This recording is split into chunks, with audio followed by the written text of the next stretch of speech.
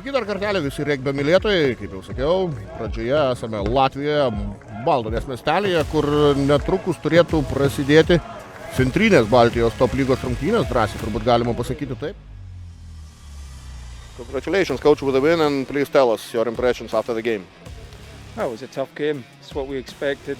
It's really why we play the game, isn't it? And it could have gone any way. I think obviously our forwards with our bench made the difference in the second half, and obviously the amount of penalties against us didn't help us. It helped Baltics with a bonus point there, but all in all happy. Baltics will be stronger the next time if we play them again. They didn't have their whole team, as you pointed out, because of a wedding. So they're always one of the toughest teams to play, but I'm delighted that the guys stuck to structure and got the win. Could you expect it before the game that you will have such a big advantage in the scrums?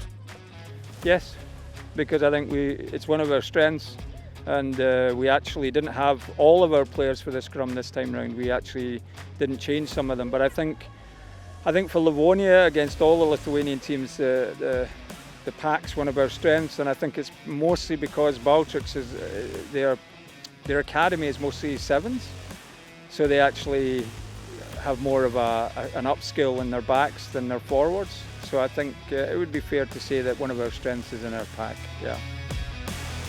Labai įdomios rungtynės gavosi neutraliam žiūrovui, kelis kartus keitėsi pirmaujantį komandą ir ar būtent tas pralaimėjimas lėmė šiandien, kad grumtynėse neturėjot jokio pranašumo, kaip tik labiau gal deficitą?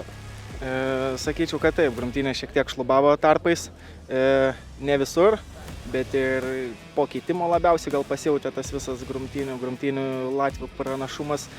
Tai pabaiga buvo labai gera mūsų, tik tai gaila, kad pabaiga ir buvo gera.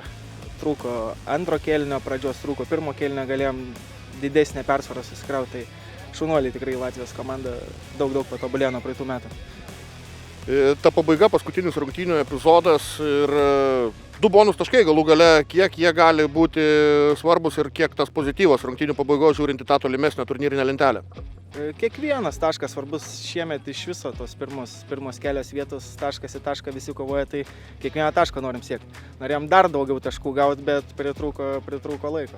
Atrodo, tai yra viskas. Arbitro rankas kyla į viršų ir Livonija švenčia pergalę.